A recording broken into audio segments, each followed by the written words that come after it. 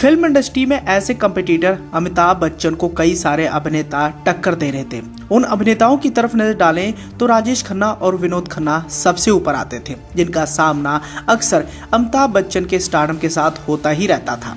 कहा तो ये भी गया कि विनोद खन्ना अगर ओशो के शरण में नहीं जाते तो शायद सदी के महानायक वही कहलाते, लेकिन ओशो की शरण में जाने के बाद विनोद खन्ना के करियर को जैसे जंग सी लग गया और वो बॉलीवुड फिल्म इंडस्ट्री से आउट हो गए और बाद में अमिताभ बच्चन को इसका फायदा मिला। वहीं दूसरी ओर ये भी कहा जाता है कि सलीम जावेद की लिखी हुई फिल्म जंजीर का ऑफर अगर राजेश खन्ना नहीं ठुकराते तो शायद अमिताभ बच्चन इतने बड़े सुपरस्टार नहीं बन पाते।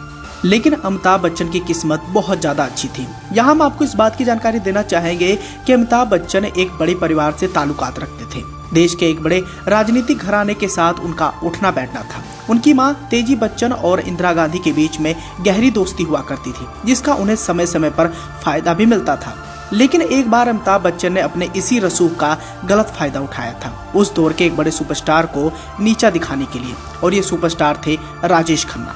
अब अमिताभ बच्चन और राजेश खन्ना के बीच में कंपटीशन काफी पुराना रहा है। बॉलीवुड में राजेश खन्ना के स्टारडम का डूबना और उसी समय अमिताभ बच्चन का उदय होना एक साथ ही हुआ, और शायद यही वजह है कि राजेश खन्ना अमिताभ बच्चन को अपना शत्रु भी मानते थे। अब एक तरफ जहां राजेश खन्ना दिल से काम लेते थे, वहीं दूसरी ओर अमिताभ बच्चन दिमाग का इस्तेमाल ज्यादा करते थे, और यही वजह थी कि इस जोर आजमाइश में अमिताभ बच्चन हमेशा से ही राजेश खन्ना पर भारी ही पड़ते रहे। लेकिन एक ऐसा भी समय आया जब राजेश खन्ना के लिए अमिताभ एक बड़े दुश्मन बन गए थे, और ये दौर था 1983 का।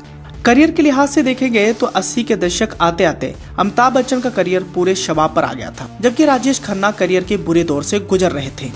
उस दौरान राजेश खन्ना ने सोतर और अवतार जैसी फिल्में की थी, जो फिल्में ठीक ठाक कमाल कर पाई थी। ऐसे में वो अपने करियर को एक बार फिर से बचाने की कोशिश में जुटे थे। लेकिन इसी दौरान दसारी नारायण राव ने राजेश खन्ना को लेकर फिल्म आज का एमएलए राम अवतार बनाने की शुरुआत कर डाली। लगभग इसी सब्जेक्ट पर टी रामाराव अमिताभ बच्चन को लेकर फिल्म इनकलाब का निर्माण कर रहे थे। उस दौरान ये बात भी काफी ज्यादा प्रचलित थी कि एक फिल्म की कहानी को थोड़े बहुत बदलाव करके दूसरे निर्माता निर्देशक भी बना लेते थे। लेकिन बाद में जब ये मीडिया में खबर लीक हुई तो दोनों ही निर्माता अपनी अपनी फिल्मों को जल्द से जल्द पूरा करने में जुट गए। अब हुआ यूं कि जब ये खबर मीडिया में लीक हुई तो दोनों ही निर्माता अपनी अपनी फिल्मों को जल्द से जल्द पूरा करने में लग गए।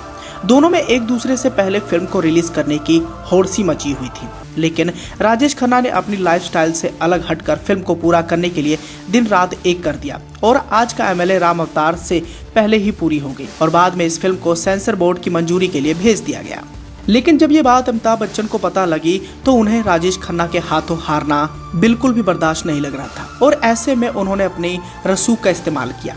कहा तो ये भी गया कि अमिताभ बच्चन ने पूरी पावर लगाकर सेंसर बोर्ड पर फिल्म आज का एमएलए राम अवतार को लटकाए रखने का जबरदस्त दबाव बना दिया था, और जल्द ही इनकलाब भी पूरी होकर सेंसर बोर्ड मंजूरी के लिए पहुंच गई। इनकलाब के क्लाइमेक्स में जबरदस्त हिंसा दिखाई गई थी, जिसकी वजह से सेंसर बोर्ड ने निर्देशकों को इस सीन को फिल्म से हटाने का निर्देश भी दिया था। जाहिर सी बात है, इस प्रक्रिया में समय तो लगना ही था, और आज का एमएलए राम अवतार को सेंसर ज्यादा समय तक लटकाए नहीं रख सकता था, क्योंकि दसारी नारायण राव ने सेंसर बोर्ड के रवैये के खिलाफ ट्रिब्यूनल में जाने का ऐलान भी कर दिया था, और ऐसे में अब धीरे धीरे दबाव बढ़ता ही जा रहा था। अब एक तरफ जहां राजेश खन्ना अपनी फिल्म को जल्द से जल्द रिलीज करवाना चाहते थे, वहीं दूसरी ओर अमिताभ बच्चन की अब साख की बात आ गई थी। अब बाजी हाथ से निकलते देख अमिताभ बच्चन ने एक बड़ा फैसला लिया। अमिताभ बच्चन ने अपने राजनीतिक आकाओं से संपर्क साधा और फिल्म की प्रिंट लेकर वो सीधे दिल्ली पहुंच गए। अब गांधी परिवार से उनके ताल्लुकात थे, और उन्हें पूरा यकीन था कि मेरा काम बन जाएगा, और अमिताभ बच्चन के इसी रसूख की वजह से संबंधित मंत्रालय की जरूरत ही नहीं हुई कि वो बच्चन को ना कह सके। फिल्म को दिल्ली में ही सेंसर सर्टिफिकेट जारी करा दिया गया, और फिल्म 17 जनवरी 1984 को रिलीज भी हो गई, जबकि आज का एमएलए राम अवतार सेंसर बोर्ड में ही फंसी हुई थी।